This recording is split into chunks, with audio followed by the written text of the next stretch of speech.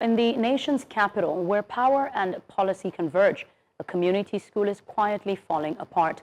Classrooms without roofs, children learning on bare floors, a teacher struggling without basic tools. The question is simple and unsettling. How does something like this really happen in Abuja? Our correspondent Aishat Salihu went to a Chibiri community in Kuje area council to see what learning looks like when government presence is absent. Our correspondent spoke with pupils, with teachers and community leaders who say the neglect has lasted for years, despite repeated appeals for help. Here now is our special but somber report by Aishat Salihu.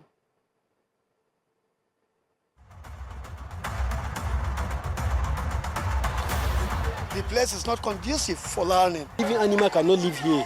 Talk of human being to learn. How can you learn here?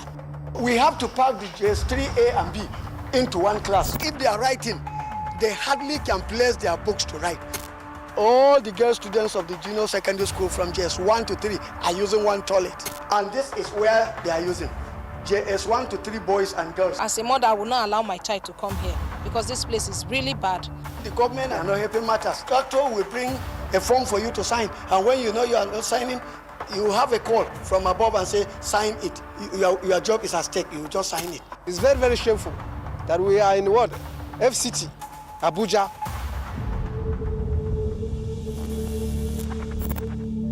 Abuja, the capital city of Nigeria, defined by skyscrapers, prominent government institutions, and a calm, well-planned metropolitan environment. Yet, within the city of order and promise exists a community whose story reveals a strikingly different reality.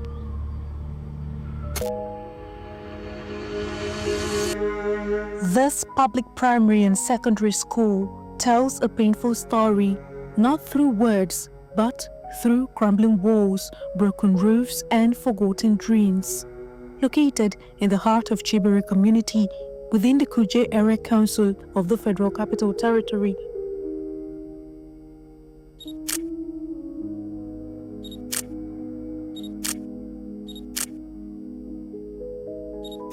This is meant to be a place of learning. Instead, it has become a daily reminder of neglect. Roofs and ceilings have collapsed, leaving classrooms exposed to harsh weather. Doors and windows are long gone, offering neither safety nor comfort to pupils and teachers. As you can see, this building is the newest building in this compound, and that is the oldest. That is the oldest building, but you can see the way this one became. Up till today that we're talking to you, government could not supply us seats, could not supply us desks, and we went on using the PTA to repair some of the chairs for us. And you can see the roof. The place is not conducive for learning. Even for the teachers, it's not conducive for them. When it is raining, we will ask the students to go because they wouldn't have a place to stay. So we have been having a lot of challenges. We don't have labs, we don't have training pitches, nothing. This is early primary school Chibiri, and this school was established 1976. Since then, the school is facing a lot of problems in terms of facility and enrollment. What causes this is because the facility are not enough, and the parents are deciding to take their children to private school. In fact, when we talk of education, education is the bedrock of every society, and when education is not functioning, the society will collapse. We demand for amendment, but yet the government did not listen to us. We have been up and down, writing to the board, writing to our local levels. So up to now, nothing is done. So we are appealing to government to come and assist us and put this thing in place for us. Some of our parents are driving away their children from the school because, as you can see, even animal cannot live here. Talk of human being to learn.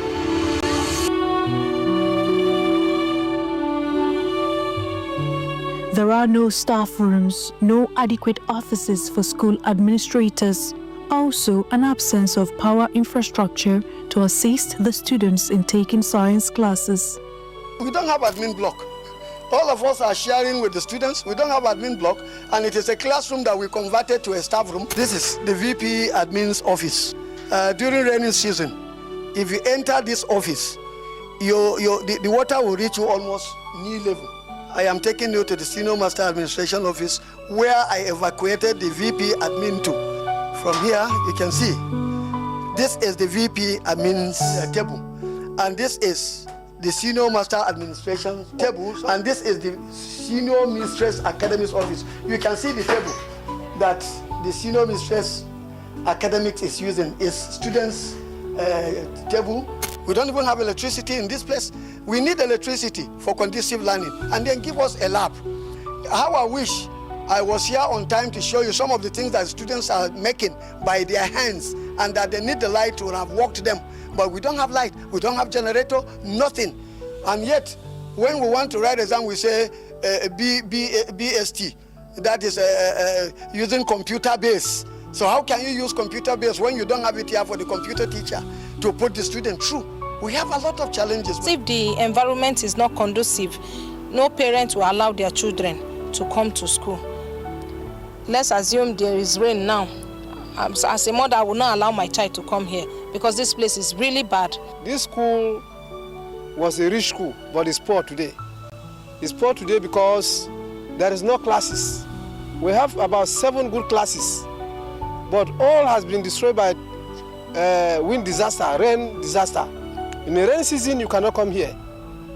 And anybody that have a child will not be happy for a child, his child to come here. It's only one class now is manageable, that the ceiling is still hanging, and they combine the whole student there. Because of this condition of school, students are no longer what? In this place. It's very, very shameful that we are in what? FCT, Abuja, but come and see this school. Many schools in different states are better than this place. It's very unfortunate that the contractors that give them this work, they did not do the right thing. They brought a fake zinc. In fact, everything is poor. It needs to be what? Renovate in a proper way. They should give a genuine person that have fear of God that will come and do this work here. We are praying that even this information will reach to our minister.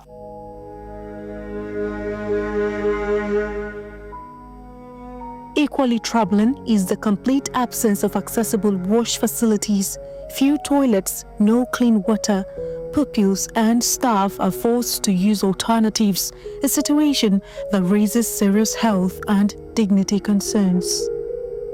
Apart from the PTA staff, all of us are using this toilet, male and female. We have 100 and something boys in this school, and this is where they are using. It's not all that clean, but we don't have an alternative. Is it going to the bush? During the rainy season, we are afraid of reptiles, that we cannot go to the bush. See where we have the girls' toilet. They are also 100 because we have 204 students. So these are the girls' toilet. All the girls of these schools are using here. So if 2 girls are pressed at the same time, they will have to be waiting.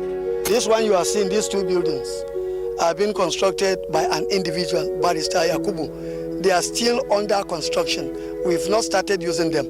And why does he come to start doing this? Was when he came to the school and discovered that the whole 32 staff, including the PTAs, they are using one toilet, both male and female. And then the whole male students from JS1 to JS3 are using one toilet. Yet, in the midst of decay, hope refuses to die. These children continue to show up every day, eager to learn, determined to dream, even as their school falls apart.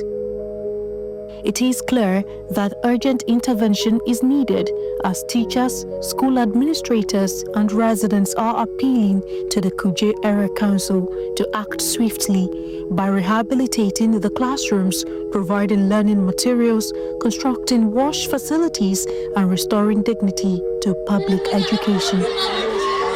Until action is taken, the future of these children remains uncertain. trapped between their dreams and a system that has failed to protect them. In Chibiri community, Kuje Area Council Abuja, for News Central, Aishat, Salihu.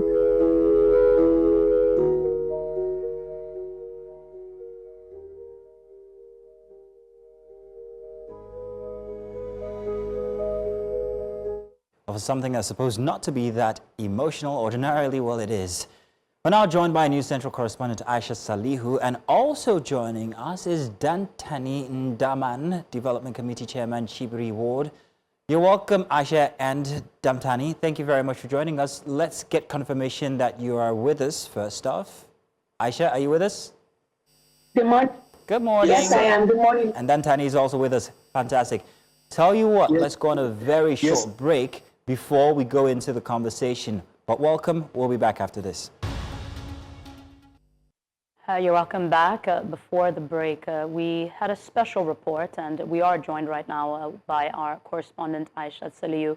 Aisha, I'm going to come to you very quickly. I know during the break I asked you what the emotion and atmosphere was like shooting something like that. I know literally when the video came on, I saw that broken roof and I felt my heart shatter. So I'd just like to hear from you. How was it covering something like that? Well, I would say it was really emotional.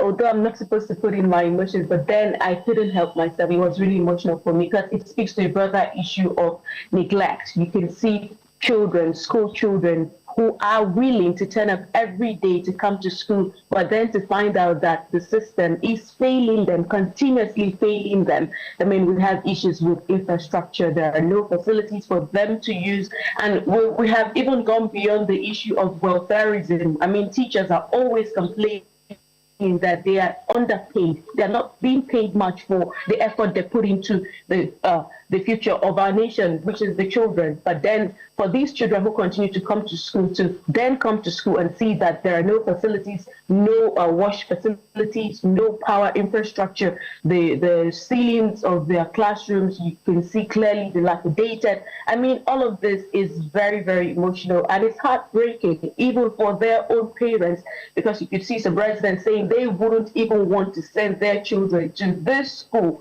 and you wouldn't blame them. And now look at how the cost of education, so now having to send your child to a private school because the public school available, it's not conducive for learning for your kids, especially for the kind of education you would want them to have. It's really heartbreaking, and it's very disappointing that the government continues to fail them in that manner. I'm actually holding back the emotions. I don't know why. I feel really strange. But Aisha, I think my next question was going to be what struck out to you the most when you arrived at the school. But I think I'm going to change that question because something struck out for us in the studio. And that was that when it came to the senior management, I don't know if you guys shot maybe over the weekend or why that might have happened, but we didn't see any principal or senior management on the premises. Why was that? No, the man that was actually taking us around is the senior management. He's the senior teacher in the school. There was also a head teacher from the primary school. They were the ones who took us around the school. I mean, when we arrived at the school, they were very excited that at least the media is finally here. If at all the minister is saying he hasn't seen this before now, he gets to now see it. If at all the area council chairman is saying he hasn't seen this before now, he now gets to see. So they were willing to take us round, and they also said they have written countless times to the secretariat, to the authorities involved that should do the needful, and they keep saying, keep in view, keep in view.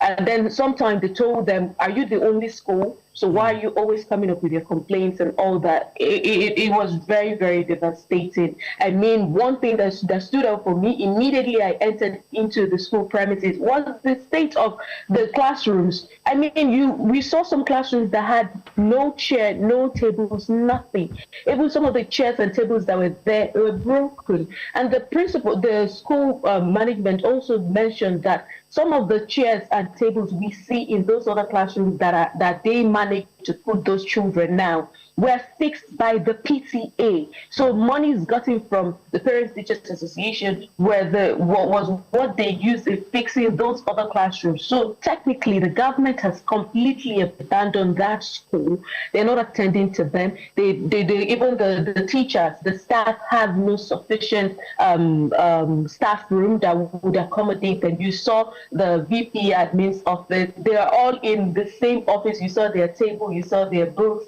I mean, it's really terrible. Aisha, it was a very sad picture to actually see, and that you experienced that, or even that it exists. Especially that this is the FCT is very worrying. We also have Dantani Ndaman with us. Dantani Ndaman is the Development Committee Chairman, Chibiri Ward. Dantani, thank you very much for joining us. However, we are aware that we can't show your video for technical reasons, but we do have your audio. Please, will you confirm that you're with us, Dantani? Yes, sir. Good morning. Fantastic. The whole staff of the News Center, Abuja. Thank you, Dantani. Dantani, our drone shot there inside of that report actually revealed something very interesting. I could see right next to the school a piece of road that seems to only have newly been, what's the word now? Help me out, Inam. It's just been renovated. It's just been tarred. Yeah, tarred. Maybe. So I'm wondering the contrast between that new piece of road and then the school in such a state. How long has this community been dealing with this when it comes to the neglect of that particular school as against other projects that might be going on in the FCT?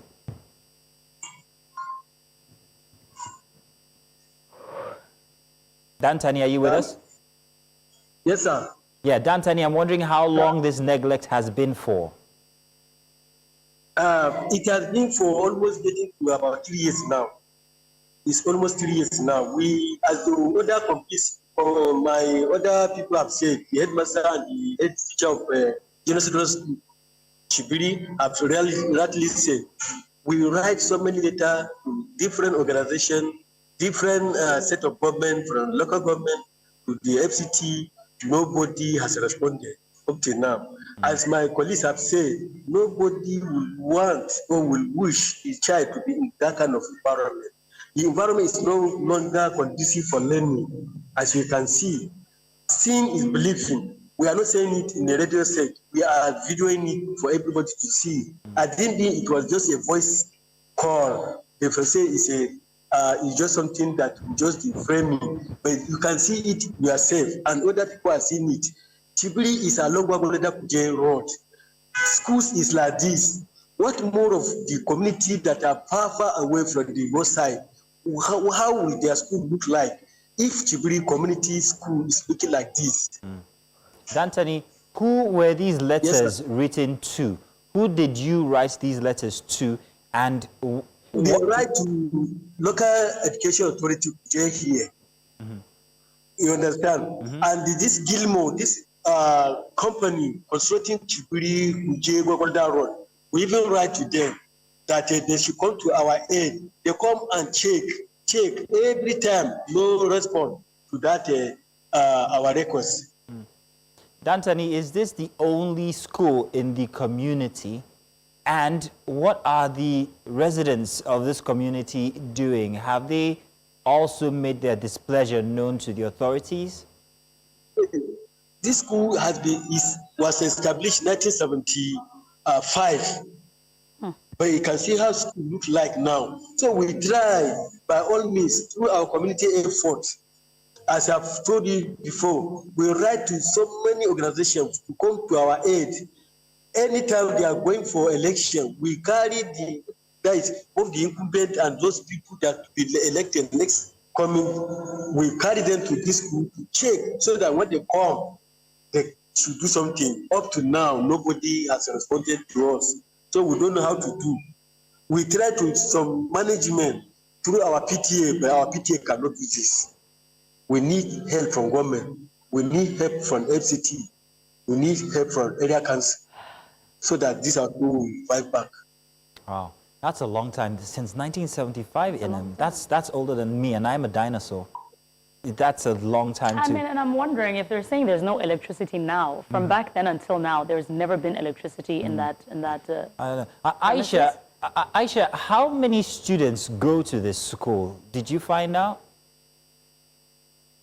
Well, this school, they have hundreds of students that come in, day out, but from the rate of dilapidation that you can clearly see, some parents have had to now take their children out of their school because of the fact that they're saying that their children can't continue to learn in this environment. I mean, they mentioned during the rainy season. You can imagine what happens during the rainy season. The school now has to find a classroom that still has its ceiling intact to move the students into that particular space. And you can imagine how many pupils and students are being jam-packed into one classroom or two classrooms to take their lessons when they don't take the same courses or the same subjects. So it's really terrible. And to answer to the first question you asked about the road construction going on there, they mentioned that the minister actually came and commissioned that particular road going on there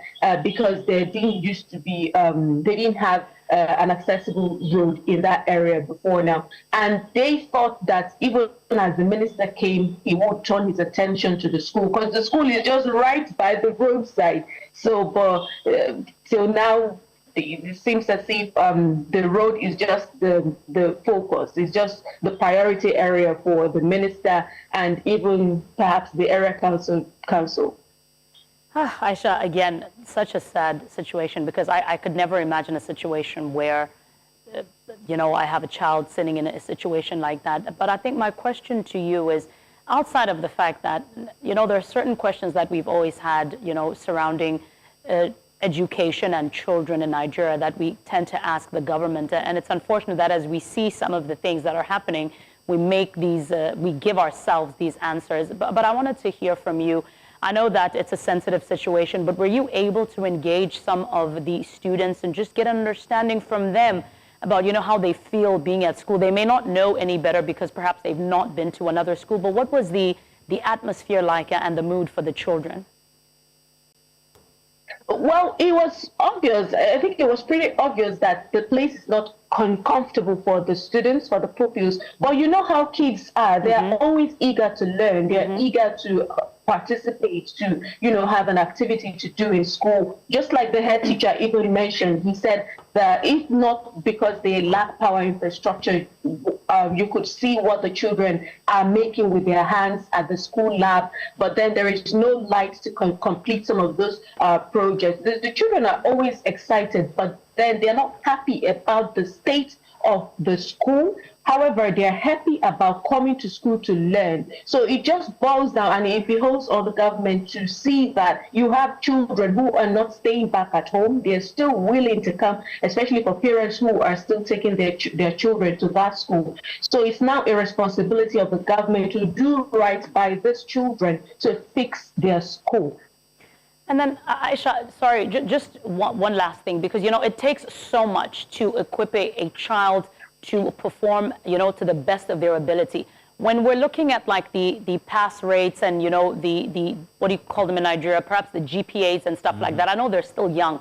In terms of performance now, from an educational standpoint, how are they doing? Are the children performing according to standard? Well, clearly, when they are disallowed to take some subjects due to, facilities that are not available, I don't think one would expect for them to perform as much as those who are privy to taking those subjects as it when due. That is why some parents said they are moving their children from that school to private school where they're sure that they would get the education that they ought to get, the kind of education, the quality education they ought to get. So I think there should be a complete overhaul for this school. There should be complete overhaul, not just facility and infrastructure wise now. I also think there should be overhaul for the kind of teachers that should be brought into these schools. I mean, in the time past, many people used to go to public schools because they felt at the time that it was there you could get the quality of education you would. I mean, when the private education sprang up, but now it now looks like the reverse is the case. So many people are now moving to private schools and abandoning the public school that should even give you the standard of education that one needs. Well, Aisha, that was a remarkable report. It was very emotional even for us here. We felt that. Thank you very much, Aishat Salihu. Thank you very much, Dantani Ndaman, also for joining us. Aisha, I would like you to please give a shout out, yes, indeed, to your editor. So please, who edited that? Because he did a very fine job. Who was it? Yeah, Sam C. So shout out to Sam C. All right. Well, thank you very much, Aisha. Thank you very much, Damanti. Thank you. Now, let's stay put for, well, first the news, and then we've got more conversation inside of Breakfast Extra. We'll be back.